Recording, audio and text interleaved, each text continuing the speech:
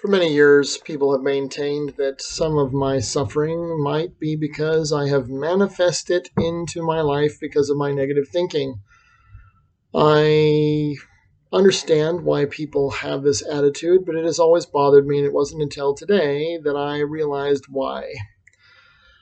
Yes, it is true that many people invite the ill mannered outcomes that they suffer into their lives because it's the Christmas season. Last night I was watching a version of A Christmas Carol by Charles Dickens that I like, and it is very clear in that particular version that Scrooge creates some of his own purgatories by virtue of his decisions. He opts to pursue money instead of Fezziwig's daughter, and then loses out on love and family, which he comes to regret by watching Cratchit and his nephew Fred have family events together during the visit from the ghost of Christmas present. And so, yes, it is. I can understand where people come from because, yes, sometimes you do create your own trials by virtue of the attitudes that you have and the things that you have done in your life that prevent any other things from happening or invite particular things to come. It is, however, canard that everything that happens to you is your fault. I know lots of people take the tack that nothing is their fault, but it is whenever it involves other people, there's also another agent in play. A few weeks back, a student I know, I saw him one day without his motorcycle helmet. He had been in a wreck the day before. And I don't know how much of it was his fault, but the fact that everyone is driving too fast. Everybody. And so it was made worse by the fact that everyone is doing something stupid. I don't know if he did something stupid, but I do know that if you look at the roads and you think about the traffic, everyone is driving too fast. Everyone's in a hurry, and no one's really paying that close of attention to anyone else because we're all leaving too late, or we're not planning ahead, or we're just not respectful of and aware of the time constraints on us for our travel. And so, yes, there's a part that you did, but there are other things in which you had no control whatsoever. You have no control over how other people are driving. You have no control, generally speaking, over what other people do either. And so it is not necessarily your fault that the things that happen to you have happened to you. Now, yes, I'm a cynical and jaded man because I had a really bad marriage experience, and I've had some really bad subsequent experiences with women to the point where I have low or no expectations for romance. I'm open to it, and I would like it to happen, but I'm also a scientist, and I work a lot based on numbers. And it is not that I am expecting or inviting or hoping to fail. It is that I've done the math, and statistically speaking, almost all relationships are going to fail. Why, do you say? Well, if that was not true, then you would be together with everyone you've ever dated still, which means we'd all have like, I don't know, half a dozen significant others concurrently at least. And most of us aren't talking to any of those people anymore for any reason whatsoever unless they married our sibling, which is not the case for me. So it's very, very rare that, and very unlikely that it's all because of you. I've had some bad experiences, and so I've done the math, and the math says that, well, simply put, most of the people you date will eventually marry other people. So there's a very small, but above zero chance that any relationship you start will actually go all the way through and go the distance. It's above zero, so I'll go for it, and I'll find out what it is and what it costs, or if they even want it to happen. But over the past 10 years, I guess, I've just been led on by women, and I haven't even been on a date for years. So I have almost no expectations of anything happening. It's not that I'm inviting that or I'm sending out a vibe and women pick up. Maybe women pick up that I'm not super interested in them, but that doesn't stop them from pursuing lots of guys that aren't interested in them. I see it in the hallway all the time. Well, not this week, but I see it in the hallway all the time where women are chasing guys that don't give a flying hootenanny about what they think, either because the women are batting out of their league or because the guys just aren't interested in them for other reasons I can't see by looking at them. Because there's lots of things that I've said no to lots of pretty girls because of other things that I didn't like about them, even though they were pretty. So there's lots of stuff you can't tell just by looking at a person. But if I find out those things, then it'll totally ablate my interest in their looks. So I get where people are coming from. Yes, people may pick up on that, but I've also seen people ignore it completely.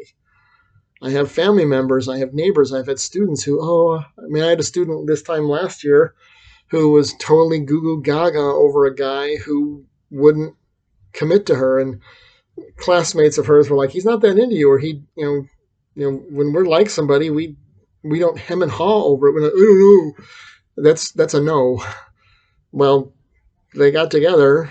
Was it last week? I think, or no, they got together like a week after classes ended, so it worked out for her, in spite of the fact that he was sending out a message and a vibe and an energy, and that he wasn't all that interested because she persisted. So in all these cases, there's two parties in play, whether we're talking about romantic things or commerce or politics or family dynamics. There's always two parties. And so it doesn't matter how much you're doing if the other party is adverse. It doesn't matter how much they're doing if you don't care. It doesn't. And sometimes if they're doing the wrong things and you care enough, sometimes it works anyway. The most enjoyable relationship I ever had was somebody I resisted because there were reasons to believe that it wasn't going to last, and it didn't. That's not why it didn't last. I didn't really think that she knew what she wanted to be when she grew up. I was right, but she chased me until friends of mine convinced me that this is a girl that's desirable who's chasing you. Give her a shot. So I gave her a shot, and then she changed her mind. So, but while she gave me a shot, it was fun. And I was me, and I was honest with her, and she kept sticking around anyway because she liked me. So I don't think this is true. Now, here's the real story about why this isn't true. I'm going to tell two stories. One of them is real, and one of them is from Scripture, so you can take that with a grain of salt. Years ago, there was a cop in New York City who won a lottery prize and shared it with a waitress. And the cop's wife went after him for sharing the ticket without her consent, claiming that it was all her idea and whatnot. And she won the lawsuit. And basically, he was stripped of any winnings. Is this because the cop was a bad person? Absolutely not. He was renowned through the community for being a good cop, reliable, kind, played with the kids, was a decent husband, I guess. And was a decent person because he couldn't give a tip, so he offered, hey, half of my winnings, which happened to be $4 million. By the logic, he should have invited good things into his life, and he got bad. So if the contention is correct, that the energy we send out always comes back, this dude should have had sunshine and Skittles for days. Instead, his marriage fell apart, she took all the money, and he's fine. He's probably better off than those things, but those are not pleasant experiences to go through. And by their logic, if you're sending out good vibes, you should only get good vibes back. Well, that presumes you're only surrounded by people who are fair-minded, which his wife was not. Now, go to Scripture, and another man who was surrounded by non-fair-minded individuals. You may not be familiar with the story of Job, so let me give you the Reader's Digest version. Job was a very successful man who had a bunch of friends, a lot of family, a lot of land, flocks, and was well respected for his virtue. Satan came to God and said, he's only a good man because you bless him, so give me permission to hurt him, and you'll see that he quits being a good person. God gives Satan permission to take everything from Job but his life, and Satan does take just about everything except for Job's stupid friends, who come to him and say, well, you must have done something wrong. You must have sent negative energy out into the universe, and that's why you're reaping this bad experience. But we all know there was nothing that Job was doing that was wrong. It had nothing to do with him at all. It didn't have anything to do with any other people. It wasn't that his wife was a terrible person. It wasn't that his kids were crappy or that he made bad financial decisions. The only mistake Job had was having lousy friends who blamed him for everything and said that, well, you're just reaping karma because you must be a terrible person. So then one of my favorite scriptures in the Old Testament comes as soon as Job's friends go away. God talks to Job and says, "Who is this that darkeneth counsels by words without knowledge? Arise, gird up thy loins like a man, and answer thou me." In other words, who is telling you this crappy story? This is not true. I'm going to tell you what the real truth is. And then God explains to Job what has happened, and God blesses Job with more than he had in the beginning. So, C.S. Lewis also talks about in the Screwtape Letters that some of God's most favorite children have gone through longer and deeper periods of trial than anyone else, because it is in the times of trial that you are growing most into the kind of person that he wants you to become. So it has nothing to do with that. Because we just assume that what's happening right now is the karmic consequence of the energy that we're sending out. A couple of years ago, well, I know what year it was 2019, going over to Germany to visit my sister who was working over there.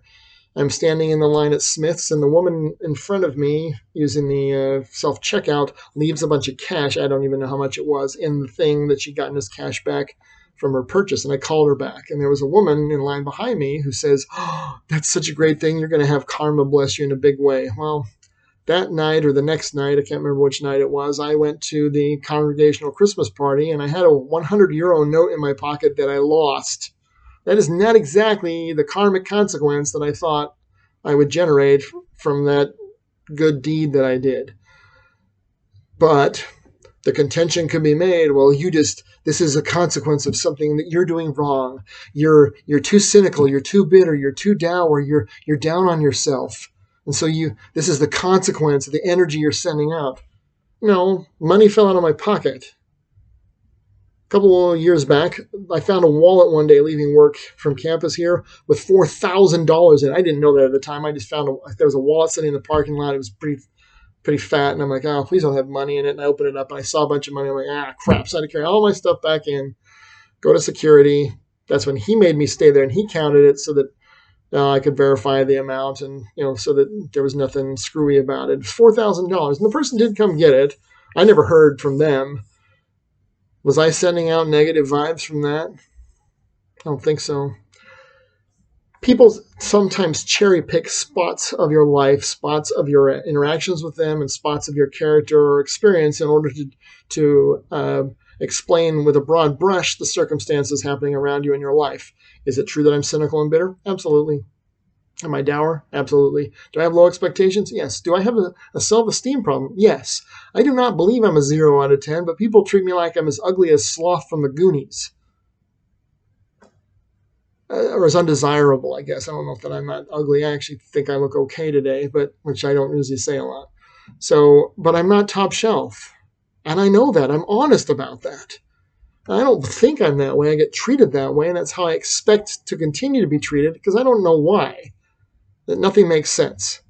Women will tell me, "Oh, you're amazing. How are you single?" And I'll say, "Would you date me?" No, well, that's why. Because women who think I'm amazing don't want to date me. Make that make sense. Is that my fault? Is that energy I'm sending out into the universe? Because otherwise they wouldn't think I was a great guy. Because here's the bottom line about any relationship. At some point, they thought you were worth dating or they wouldn't have dated you. At some point, they found you desirable or they would not have dated you or something about you. Maybe it was your potential. I don't know. Or they wouldn't have dated you in the first place. There was something about you that they liked. So for them to come and say, "You're not the person I thought you were," or "You've changed," or "You're not meeting my needs," or whatever, it isn't necessarily because you're sending out the wrong vibes. Maybe you are, but they probably are too. Because let's face it, at the end of the day, anytime two people come together, they're both influencing each other. It's not a one-way street. It's not a one-sided affair.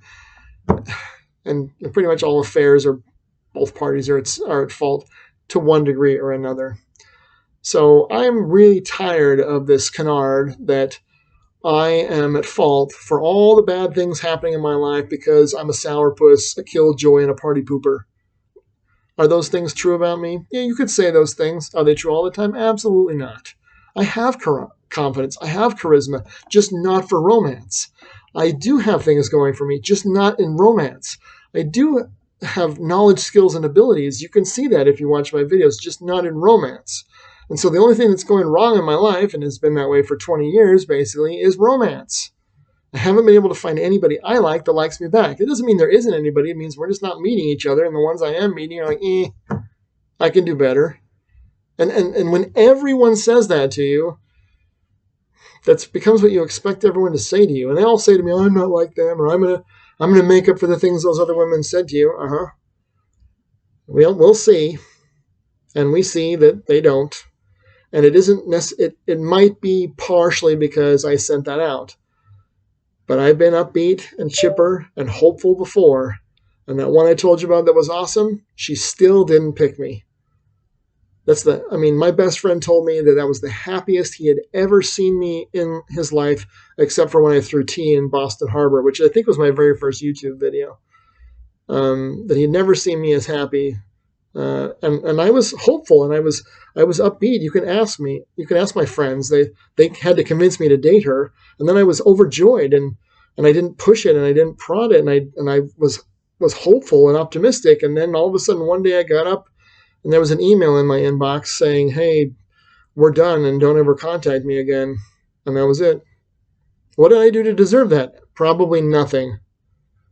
I'm not comparing myself to Job. I don't have everything, and I have some shortcomings and some character flaws, and I'm not anywhere near Job. But Job teaches us that just because bad things happen to you doesn't mean that you did anything wrong. And that just because good things happen to you doesn't mean you did anything right. Because there's a lot of people out there given preferential treatment, especially now. There's a big push for equity for the same outcome regardless of input. Well, if I did that in the classroom and gave everyone the same output, they would cry bloody murder. Someone would. Either the students would cry because they all got a C, or the state would cry because they all got an A. Both of those are bad outcomes. They should all be judged on their own relative performance. Some of them are not going to measure up like they like. And the ones I really respect are the ones who look at it and go, that's about right. And they move on. Are they inviting darkness? Are they sending out negative energy into the world? No, they're acknowledging the truth. What people I don't like most about me is that I'm honest. I'm honest about my flaws. I'm honest about my actual place in the rankings. I'm honest about my actual prospects and the mathematical probability of things happening for me. I'm not overly optimistic. I'm not really that pessimistic either. I'm really a realist. I'm a scientist. I'm not glass half empty or half full. The glass is always full, just not with what you happen to want. There's optimist, the glass is half full. There's pessimist, the glass is half empty. And then there's scientist, it's full all the time, but just not with what I want. And that's me. And I don't think people understand that. And I don't think they know how to deal with somebody who's actually honest about stuff. I'm not top shelf. I don't think I'm bargain basement either. I think things should have gone better in my life. I don't have good reasons why they don't, except for this. A friend of mine said to me about a year ago, my friend who lives in France said, the problem with you is that you have integrity. And I think that's the real reason why things aren't turning out better. If I wanted to, I could probably get laid today or tomorrow. That's not my thing. If I wanted to, I could get promoted. I could get PELF. I could do better, but I would have to trade part of my soul for that. And I'm not interested in doing that for some sort of temporary advancement, because once you trade your soul away, you can't get it back. Once you trade your integrity, it's really hard to get it back, if you can. It's not impossible, but it's really hard, and most people never get it back. And that's where I am with most people. I've learned that I can trust them about as far as I can throw the universe. And it's not because I'm inviting darkness. It's based on actual experiences with them, where I've learned that their words are worthless, and they expire as soon as they issue from their mouth. I'm a man of integrity. Try very hard when possible to not make promises I can't keep, and when I can't keep them, to explain to people why, and ask them to help me make it right. I've asked on this channel before, if I've offended you, let me know. I don't read your comments, so you'd have to message me directly. And if I have, that was not my intent. I'm giving you the truth. Most people can't handle the truth. I think that's my actual problem. I hope that your life is full of truth. I hope that your life is full of light. I hope that your life is full of hope and happiness and joy. I know that everything I would have done differently in my life is because the information I was given was either inaccurate or incomplete. So I try to give truth where I can, because That's the only way I think that we can make the very best decisions for ourselves and our lives. And the simple truth is that the best case scenarios never happen for me. That doesn't mean they won't ever. They just haven't. So I don't expect them to. I don't get myself wrapped up in them. I plan for the worst, hope for the best, take what comes, because sometimes I'm pleasantly surprised, but I'm never disappointed. Um, Godspeed. Merry Christmas. I know that wasn't very much of a Christmas message, but I think that's the message of Christ, is that good gifts come from him. And maybe they only come when we are restored back into his presence. If that's the case, on that day I will celebrate whatever wins you get, because I'll have plenty, I hope, of my own to celebrate as well. That is the hope I have this Christmas season, is that there will be a restoration of all things, and all the things that I have earned and not received will be made right, and all the things I have had that are bad that happened to me that I didn't earn, there'll be a compensatory mechanism to make that right. That's what I hope for. That's why I believe in Christ, is I believe in a restoration and a restitution and a redemption, where the things that didn't happen will be bought back by him. Merry Christmas. Godspeed.